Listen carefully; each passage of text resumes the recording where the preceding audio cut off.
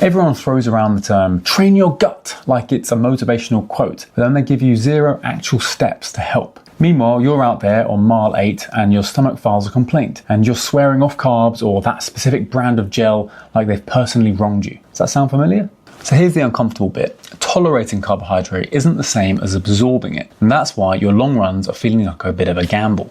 It's not just because you're sensitive, it's because you haven't progressed your gut like in the same way that you've progressed your mileage. Hi, I'm James, a sport nutritionist and runner, and I'm the guy who's going to be helping you understand the difference between tolerating and absorbing carbohydrate. And I'm actually going to give you a plan to help improve your gut tolerance so that you can improve your performance without any of those GI issues. We're going to talk about carb type and how you can get the right mix of carbs for your runs, how to pick the right carb mix for you, and how to go about gradually increasing your intake. Also, I'm going to explain one strategy that most runners miss. It's my goal that you understand the red flags and how to tweak them so that you can have a successful race day. So in this first part, I want to answer the question, why can some people eat, run, and feel fine, and I can't?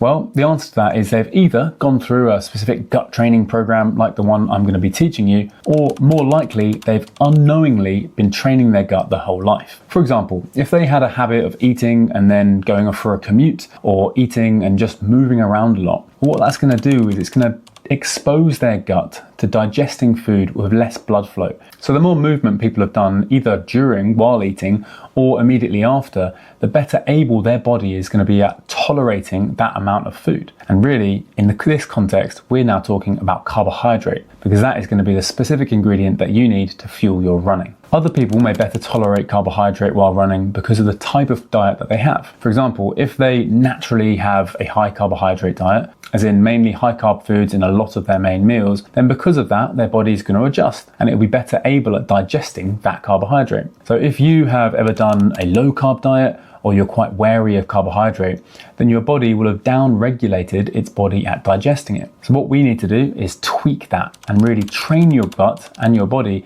to be able to digest and to not only tolerate, but digest and absorb that carbohydrate. And then we have the added stress of running. So we're going to do it in a nice, gradual, structured way so that you can not only digest and absorb it, but also get the most out of it to fuel your runs. And that is the basic premise of gut training. It's getting your body used to tolerating and absorbing more carbohydrates on the move. So if you're currently struggling with GI issues, then it's simply that your body is not used to it. So we need to look at where you're currently at and then slowly increase the amount of carbohydrate that you're having to gradually train your gut to tolerate that increasing amount.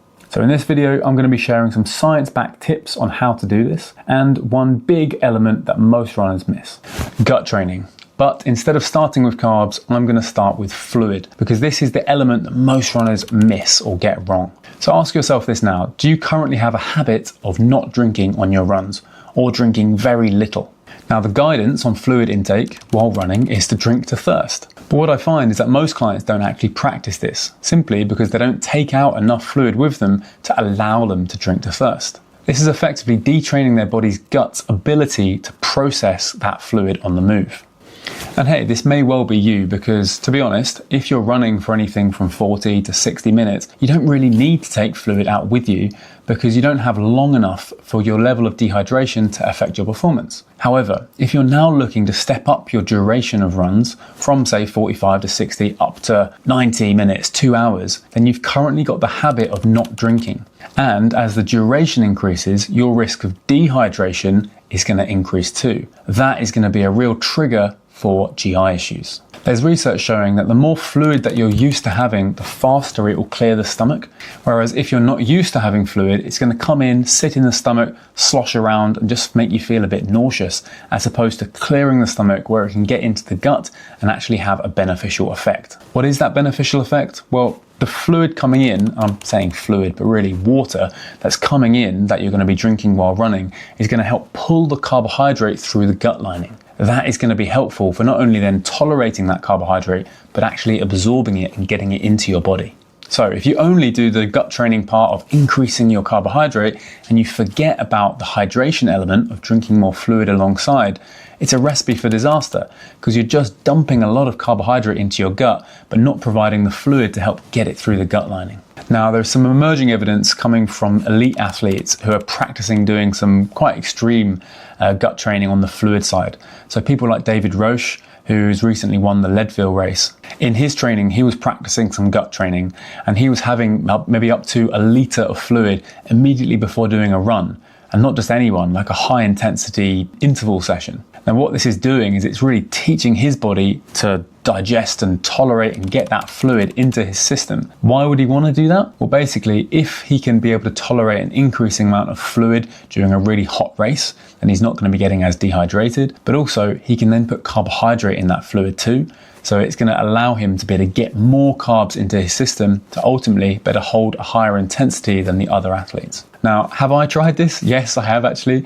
And what I noticed having done a whole litre and then going out for a run was I felt really gassy. I felt quite burpy during that run. I didn't particularly enjoy it much. I haven't done it since, so it kind of defeats the point of actually doing it, where you need to consistently expose your body to that to be able to get the benefit. But hey, I'm not earning a living from running, so I would much rather go out and be burp free on my runs. I wouldn't recommend you do this extreme end of a huge fluid intake either, because really what we want to do is a gradual increase. The whole part of this gut training is going to be looking at where you're currently at and gradually making a tweak. Just like you do in training, you increase your mileage gradually so that your body has time to understand what you're doing and adapt to it. So before we talk about carbohydrate, I want you to be critical with how much fluid that you're having on your runs and whether you need to take a little bit more fluid out with you so that you can drink to thirst. Building this habit on shorter runs when you don't necessarily need to hydrate is going to be important, because it's going to actually train your gut so that as you get to the longer runs, you can get that fluid through your stomach faster.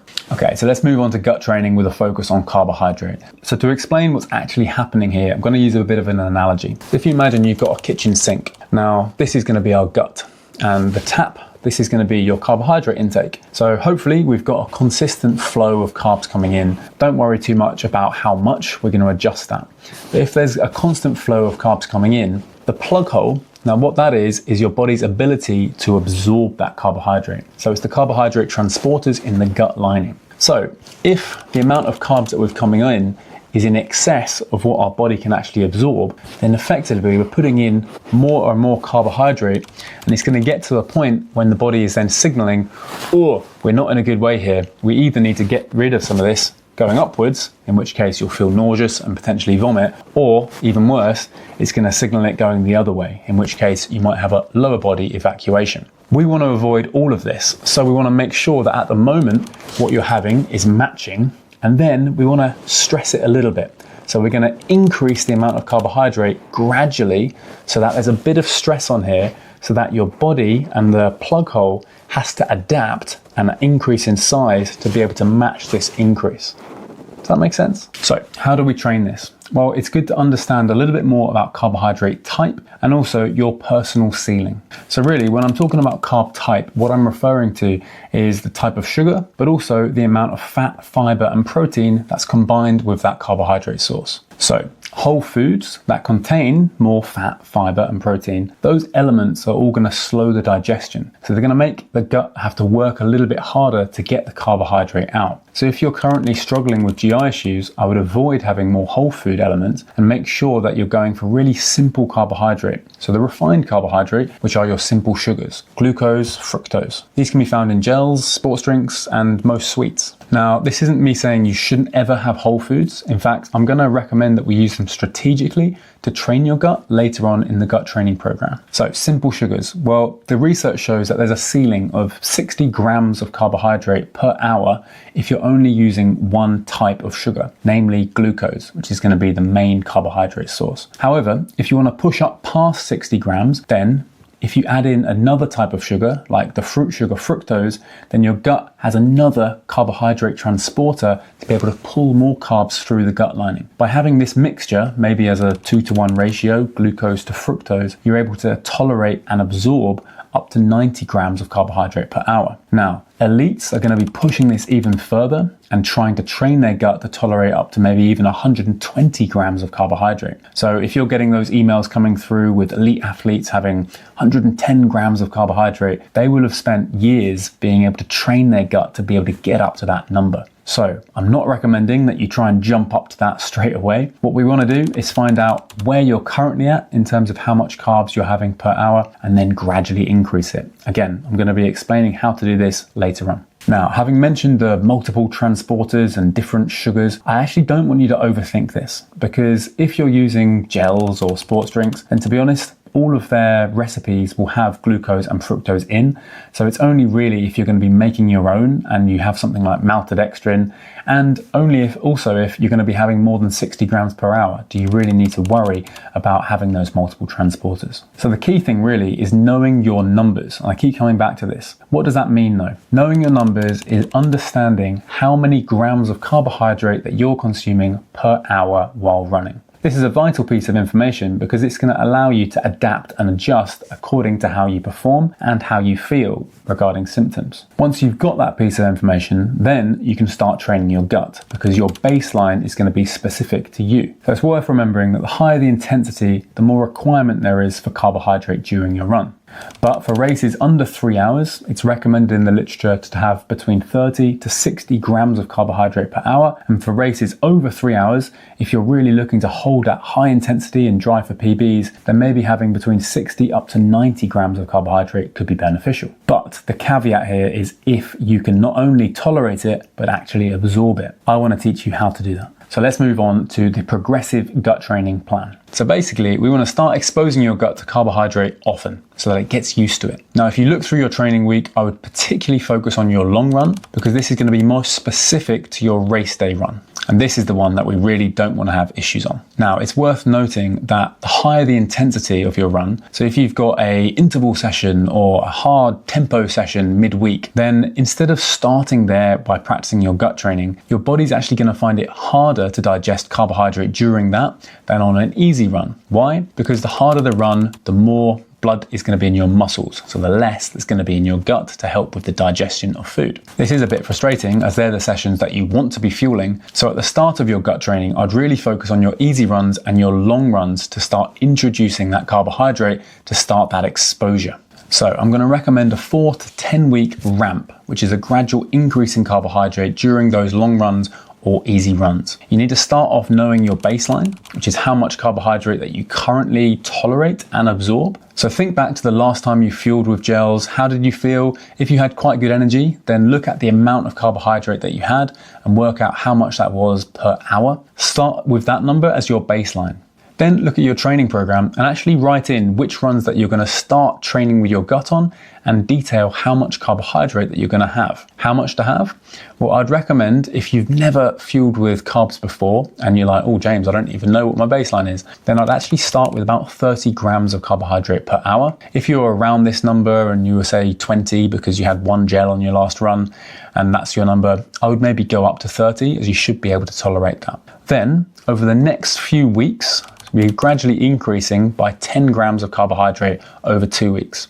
So you could either do this by having 35 on your next run or having a couple of weeks at 30, then having a couple of weeks at 40. This is going to be a gradual ramp increasing from say 30, 40 to 50 or even 60 grams of carbohydrate per hour over the following weeks to get you up to that sweet spot where you're at the top of the range of say 30 to 60 grams if your race is under 3 hours. If you're planning on going over 3 hours and you want to get up to 90 grams of carb per hour, then you've probably got a little bit more experience with fueling and you probably don't need to start at 30. So in which case you might want to start at 50 or 60 grams of carbohydrate per hour.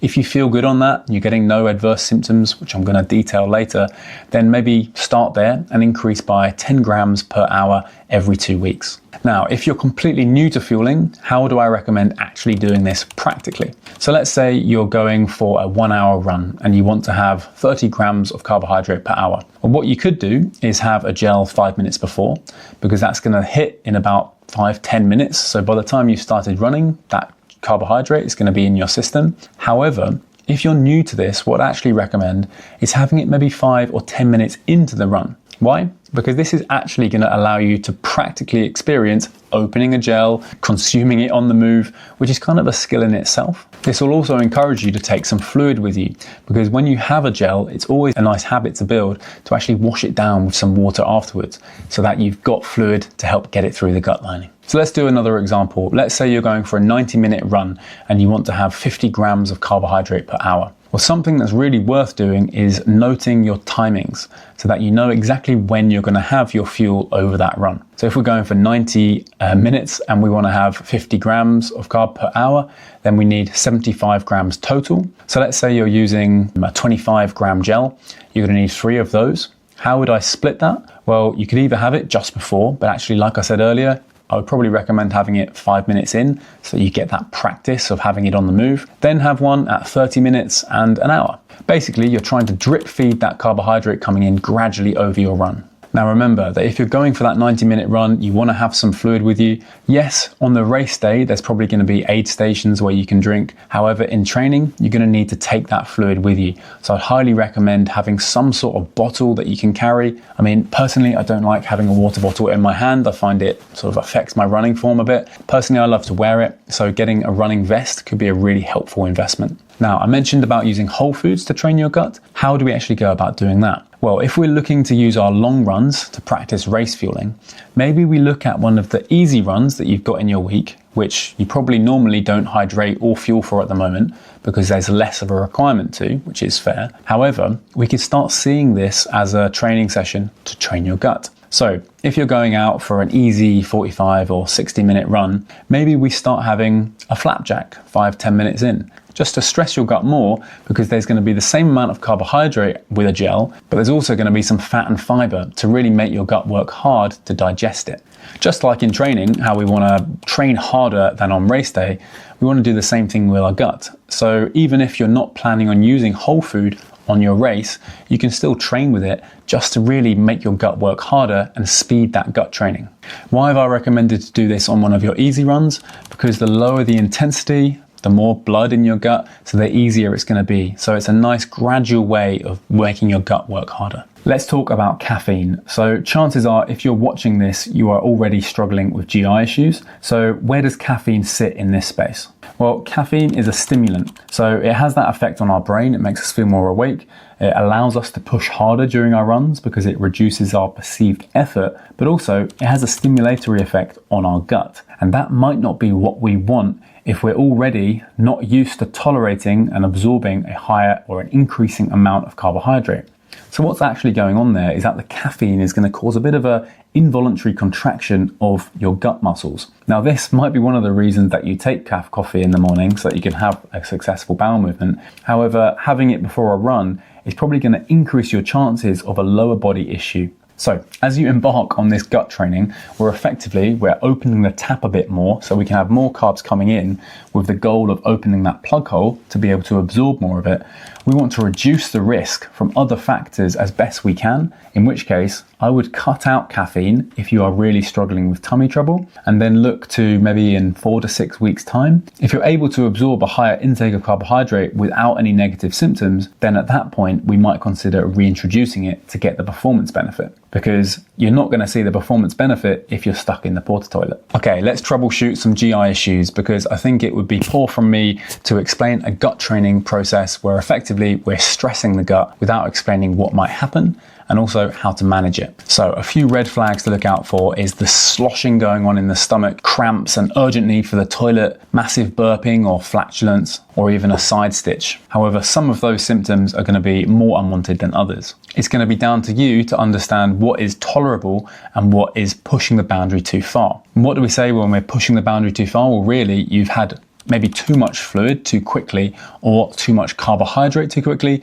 or too much fat, fiber, and protein in the carbohydrate foods that you're having too quickly, in which case we need to back off to minimize those symptoms. Now, in the moment, how do you manage it? Well, basically, you need to reduce the intensity. So I would recommend moving to a walk if you're starting to get any of those red flags. Why is that helpful? Because it's going to increase the blood flow to the gut so that you're better able to digest it, and this should ease the symptom and make it pass. Also, if you move to a walk, then suddenly you don't have the bouncing element that running causes, which is also one of the triggers for GI issues. So moving to a walk, and you can even move to a fast walk just to reduce that bouncing, and it might give you a bit of relief. The final thing I'll say on this is that if you're now practicing with gels and you've got a hydration vest because I've recommended that you take more fluid with you, it might be worth popping some wet wipes in that bag just in case. Oh, I almost forgot. I normally get asked about electrolytes at this point. Do I need electrolytes on my run, James? You've been mentioning fluid and water a lot. How many electrolytes should I be having? Well, if your run is under 4 hours, then I'd recommend that you have no electrolytes, and actually having more electrolytes than you need is going to be pushing your fluid balance the wrong way, which isn't going to be good for your GI risk. If you're going to be running for 4 hours or more, then I'm going to link a video in the notes of this video where you can understand exactly how much sodium to have specific to you. Race day rehearsals. Now this part is essential. So remember how I said we want to stress the gut more in training than we do on race day? So on race day, we probably don't want to use as many whole foods. And actually, ideally in training, we've worked up to have more carbohydrate than we plan to have during the race. On race day, your gut is thinking, oh God, I've been able to tolerate way more carbs than this. This is easy. In which case, you've reduced your risk of having any of those unwanted GI issues. So on those long runs, hopefully I've stressed the importance of knowing your numbers, but after a few weeks, you've maybe got up to the number that you want to be racing with. You could push this a little bit past knowing that you want to drop back on race day. But if you've got up to that number, then the next thing you need to do is really practice in your race strategy. So what this means is having the exact type of carb products that you like to have, knowing exactly when you're going to have them over your race. Then, maybe on the penultimate long run before your race itself, let's try and do a race simulation. So what this means is starting that run at the same sort of time that your run is going to be going on when you're racing, and then having the same sort of breakfast that you'll have like 2 to 3 hours before. Try and wake up at the same sort of time. Also, try and have the same evening meal the meal before, so that as many of the controllable things are going to be the same. So then when you go out and you execute your race strategy, when it works, you then have a lot of confidence that your nutrition strategy is going to work on race day. So I've spoken there about carbohydrate during with your race strategy, but your race strategy extends to your hydration as well. So if you're planning on not running with a vest, then make sure you know where the aid stations are and maybe roughly how much fluid that you want to drink. Otherwise, be self-supported and take some fluid with you so that you are able to drink to thirst, like you do in training. Remember, even though you're probably going to be having a taper in the sort of 4 to 5 days going before the race, you're still going to be eating quite high carbohydrate as you're going to be building into your carb load in the 2 days before. So actually, you're not going to be detraining your gut's ability to tolerate carbohydrates because there's still going to be a lot of carbohydrate in your diet. So you don't need to stress about that.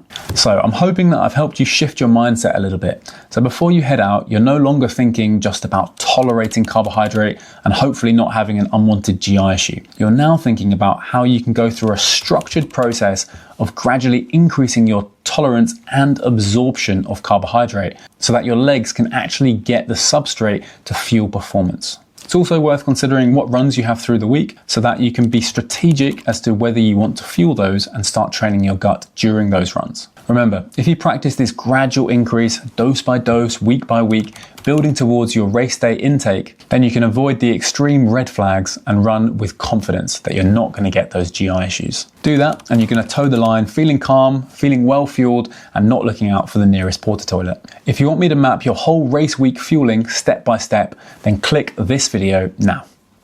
I'll see you there.